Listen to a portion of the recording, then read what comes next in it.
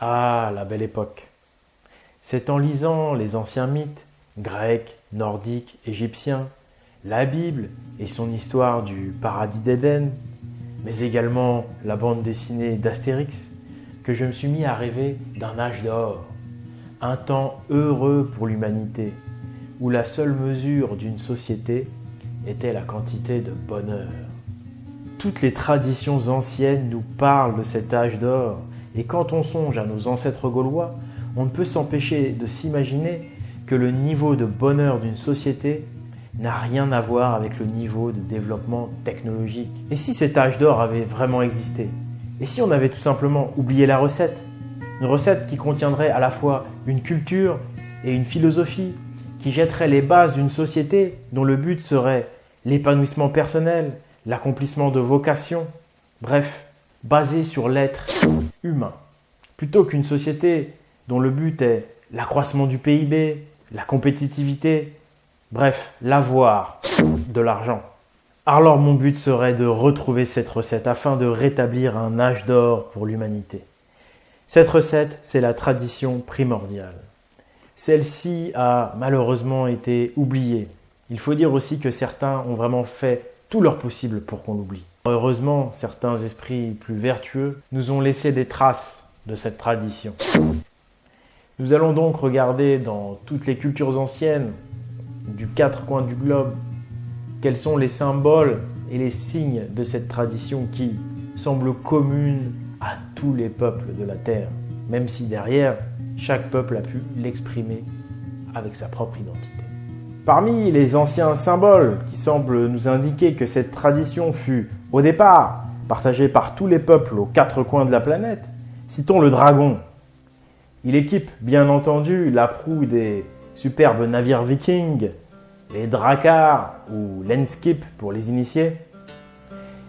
Mais il est également présent en Asie et en Chine. Ah, ce fameux dragon chinois qui a animé nos dessins animés et nos mangas. Ce dragon est un symbole positif, de fait, encore aujourd'hui en Chine. Qui dit dragon dit souvent également serpent. Celui-ci est très proche du dragon sur le plan de la morphologie. On le retrouve de l'autre côté des océans, en Amérique. Chez les Mayas, les Incas et les Aztèques, c'est le fameux serpent à plumes qui est l'objet d'un culte. Le serpent n'est pas en reste en Europe, ou dans la mythologie nordique, ou dans la mythologie celtique. Il est extrêmement présent et il a une connotation très positive, liée à la connaissance, liée à l'élévation spirituelle. Le dragon représente plus le gardien de la connaissance initiatique, celle qui permet à l'humain d'accéder à l'éveil spirituel. D'une manière générale, dragon et serpent sont positifs et symbolisent la connaissance. On les retrouve même en Afrique, en vrai. Non, plus sérieusement, regardez cette image. Mais surtout celle-ci. Tous les pharaons sont effectivement équipés du fameux serpent. Quant aux Berbères d'Afrique du Nord, regardez leur symbole ici enroulé par le reptile. D'ailleurs, encore aujourd'hui en 2017, dans les villages berbères, on fête encore l'agneau ou le bélier.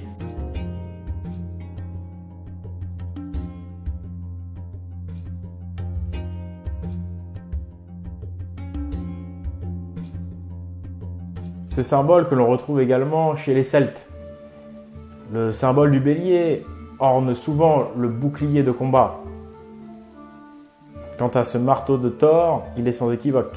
Bélier, serpent et dragon font bon ménage dans la mythologie européenne. Le bélier est un symbole solaire qui peut être martial et militaire, mais également lié à la renaissance de la nature, à l'équinoxe de printemps, le 21 mars.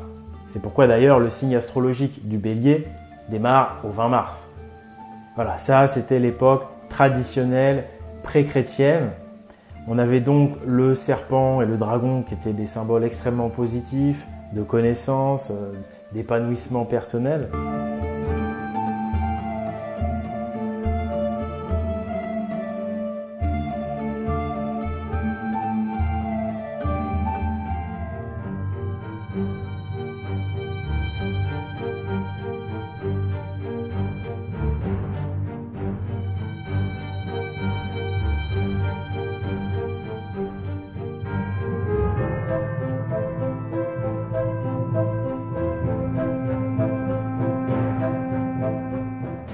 Et puis sont arrivées les religions abrahamiques et avec elles, il s'est opéré un changement de paradigme.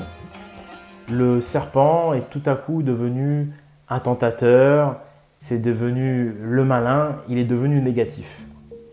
Et toute l'idéologie, toute la philosophie a changé. On est passé d'une idéologie où la connaissance était bien à une idéologie où la connaissance est devenue quelque chose de mauvais, où la connaissance est péché. Je cite par exemple Matthieu dans la Bible, son évangile, Matthieu 5, 3.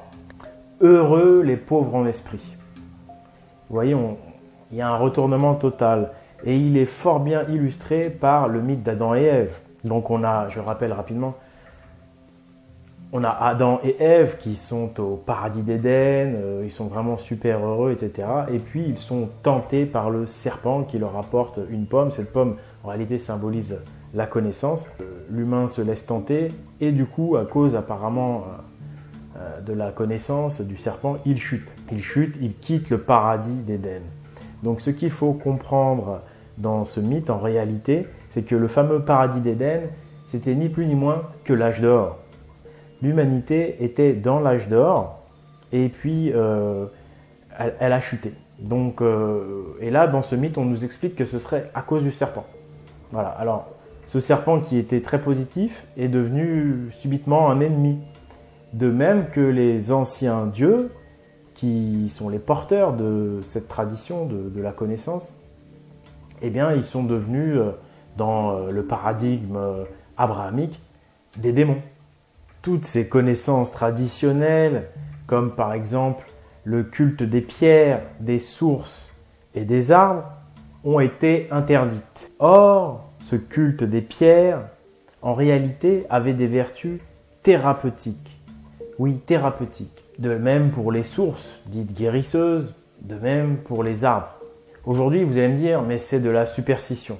En réalité, je pense que c'était tout simplement une science de la nature liée à la tradition et que si l'on dispose les pierres d'une certaine façon à certains endroits sur Terre, mais c'est réellement de l'ingénierie, j'ai envie de dire, eh bien, on a réellement des vertus guérisseuses. Et donc, ces cultes n'avaient rien de religieux en réalité. Ces cultes, c'était tout simplement des façons pour se soigner, pour s'élever, pour se faire du bien. Eh bien, tout ceci a été interdit et tous les connaisseurs de cette science ont été persécutés. Alors, pour ne pas perdre cette connaissance sacrée, pour ne pas oublier la tradition, eh bien, les sages ont décidé d'utiliser un moyen de les dissimuler et de pouvoir les transporter à travers les siècles et à travers les générations. Il s'agit de la tradition orale qui se transmet essentiellement de façon hermétique. L'hermétisme est un véhicule de la connaissance traditionnelle, véhicule qui traverse les siècles de la manière la plus simple possible. C'est à travers les mythes, à travers les contes tout simplement. Les contes qui sont là pour endormir les enfants, mais pour éveiller les adultes. On retrouve également ce langage codé en réalité, fait de symboles, de jeux de mots dans nos langues traditionnelles, français, anglais, etc. C'est un code en réalité qu'il faut connaître. Mais on retrouve également des grilles de lecture multiples dans les mythes qui ne nécessitent pas forcément la connaissance du code, simplement avoir une bonne interprétation. Prenons par exemple le mythe nordique de Balder. Donc Balder, il représente le soleil. Balder meurt à cause du gui. Il se retrouve au royaume des morts. Qu'est-ce que ça veut dire? Ça veut tout simplement dire que l'humanité a quitté l'âge d'or. Parce que Balder représente vraiment la belle époque de l'humanité. Il représente le soleil et il est tué à cause du gui. C'est-à-dire, le gui, c'est la connaissance. En réalité, on peut faire une analogie avec le fameux serpent. Là, on voit une interprétation très proche du mythe d'Adam et Ève. Et pour cause, c'est un chrétien, Snorri, qui a rédigé l'Edda des Vikings. Et oui, qu'est-ce que vous voulez? La tradition, elle, est uniquement orale. Donc, tout ce que vous récupérez d'écrit, ça a été forcément écrit par des chrétiens. Mais on retrouve donc encore une fois cette idée que l'humanité a quitté l'âge d'or. Cependant, dans le mythe nordique, contrairement au mythe d'Adam et Ève, on voit l'espérance d'une solution. On a effectivement Heimdall qui tente d'aller sauver Balder, d'aller le ressusciter. Malheureusement, il n'y parvient pas. Il ne peut que ramener 2 anneaux et un linge. L'humanité est toujours dans la galère, mais il y a quand même une tentative de Heimdall qui nous a ramené 2 anneaux et un linge. Qu'est-ce que ça peut bien être? On va essayer d'éclairer ça avec le mythe égyptien d'Osiris. Alors en Égypte, il y a Osiris, qui est le côté solaire et masculin, et Isis, qui est plutôt la déesse mère. Donc Osiris et Isis sont heureux, Osiris est un dieu fabuleux, et puis son frère Seth, jaloux, le tue. Osiris meurt. Encore une fois, la symbolique de l'âge d'or pour l'humanité qui disparaît à cause de la jalousie de Seth. Alors Isis, qu'est-ce qu'elle fait? Elle tente de reconstituer les morceaux du corps de son mari défunt, puisqu'à sa mort, Seth en réalité a coupé tous les morceaux du corps d'Osiris et les a éparpillés partout sur Terre. Et Isis parvient à reconstituer les morceaux et ensuite elle est fécondée ou elle attend d'être fécondée par Osiris pour donner naissance à Horus. Horus qui est censé donc sauver l'humanité et être le sauveur.